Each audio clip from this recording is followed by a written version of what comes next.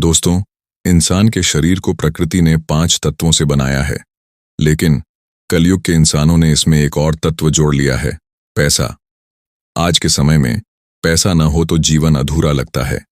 लोग कहते हैं, पैसों के पीछे मत भागो, लेकिन सच तो यह है कि पूरा संसार इसी के पीछे भाग रहा है। एक संत प्रवचन में कहते थे, धन माया का दलदल है, इसमें जो उतरा वह फंस गया। लोग ताली बजाते और मान लेते कि संत ने बहुत गहरी बात कही, लेकिन कोई यह नहीं जानता था कि संत यह बात कहने के लिए भी पैसा लेते हैं।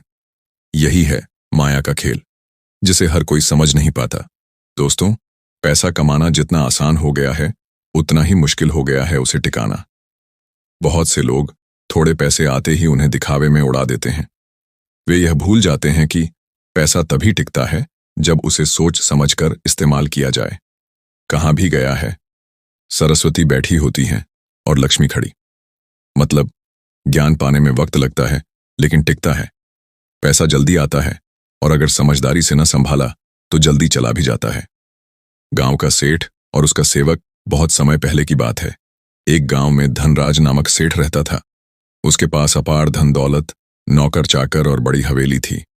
लेकिन उसकी सबसे बड़ी ताकत था उसका सेवक भोला, जो ईमानदार और सादा जीवन जीता था। भोला फिजूल खर्ची से कोसों दूर रहता। एक दिन सेठ ने भोला से कहा, भोला, तू 10 साल से मेरे पास काम कर रहा है, लेकिन तुझे कभी नए कपड़े पहनते, अच्छा मोबाइल लेते या कोई शौक पूरा करते नहीं देखा। क्या तू हमेशा गरीब ही रहना चाहता है? भोला मुस्कुराया और बोला, सेठ जी, गरीब वह नहीं जो कम कमाता है, गरीब वह है जो बिना सोचे समझे खर्च करता है। मैंने आपसे ही सीखा है कि पैसा तभी टिकता है जब उसे संभाल कर रखा जाए। सेठ उसकी बात सुनकर हंस पड़ा। शहर से आया दोस्त कुछ समय बाद सेठ का एक दोस्त शहर से आया। उसने कहा, आजकल शहर में सबके पास बड़ी कारें, महंगे फोन और शानदार बंगले हैं। आप भी ऐसा कीजिए, तभी आपकी शान बढ़ेगी। दोस्त की बात सुनकर सेठ को लगा कि वह पीछे रह गया है। अगले ही दिन उसने लोन लेकर महंगी कार खरीदी, नया बंगला बनवाना शुरू किया और पूरे गांव को दावत दी। धीरे धीरे उसका खर्च बढ़ता गया और कमाई घटती गई। घर की शांति भी खत्म हो गई। इधर भोला चुपचाप अपनी तनख्वाह से बचत करता रहा। हर महीने थोड़ा थोड़ा निवेश करता, सोना खरीदता और सिर्फ जरूरी चीजों पर खर्च करता। कुछ वर्षों बाद सेठ कर्ज में डूब गया। उसकी हवेली बिक गई, नौकर चले गए और वह अकेला रह गया। दूसरी ओर भोला ने धीरे धीरे बचत से एक किराने की दुकान खोली, जो अब बड़ी जनरल स्टोर बन गई।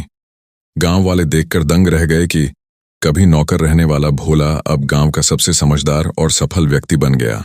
सच्चाई का एहसास एक दिन कर्ज से टूटा हुआ सेठ भोला की दुकान पर आया और बोला, भोला, अब तू सेठ है और मैं गरीब हो गया, ये सब कैसे हुआ? भोला ने विनम्रता से कहा, सेठ जी, फर्क सिर्फ सोच का है। आपने पैसा दिखावे और शौक में लगाया, मैंने उसे भविष्य और जरूरत में लगाया। आपने लोगों को दिखाने के लिए खर्च किया, मैंने अपने परिवार को सुरक्षित करने के लिए बचाया। यही कारण है कि आज मैं अमीर हूं और आप खाली हाथ रह गए। सेठ को अपनी गलती का एहसास हुआ और उसे पछतावा हुआ। 6 खर्च जिन्हें तुरंत रोकना चाहिए। 1. दिखावे का खर्च। दूसरों को देखकर कार, महंगे फोन या जेवर खरीदना सिर्फ नुकसान है। जरूरत के हिसाब से ही खर्च करें। 2. लुभावनी स्कीमें। डिस्काउंट और ऑफर के चक्कर में अनावश्यक चीजें लेना कंपनी को फायदा देता है, हमें नहीं। 3. कर्ज का बोझ। लोन और क्रेडिट कार्ड से चीजें खरीदना भविष्य की कमाई को बर्बाद करना है। 4. कैशलेस लापरवाही। मोबाइल से पेमेंट करने पर खर्च का एहसास नहीं होता। कैश में देने से बचत की आदत मजबूत होती है। 5. भावनात्मक खर्च। पसंद आने पर तुरंत खरीदने की आदत छोड़ें। पहले सोचें, क्या यह सच में जरूरी है? 6. शौक पर नियंत्रण। महंगे फोन, गाड़ियां और लग्जरी सामान सिर्फ शौक होते हैं। इनसे जीवन नहीं चलता, बल्कि मेहनत और बचत से जीवन बनता है। अंतिम संदेश दोस्तों, याद रखिए, पैसा सिर्फ कमाना ही नहीं, उसे संभालना भी कला है। छोटी छोटी बचतें ही भविष्य में बड़े सहारे बनती हैं। अमीर बनने का पहला कदम है फिजूल खर्ची रोकना और सही जगह निवेश करना। तो सोचिए, क्या आप भी आज से इन 6 खर्चों पर रोक लगाकर अपने घर में लक्ष्मी को स्थायी रूप से रोकने के लिए तैयार हैं? आपका एक लाइक, एक प्यारा कमेंट और एक सब्सक्राइब हमें और भी बेहतर कहानियां बनाने की ताकत देता है।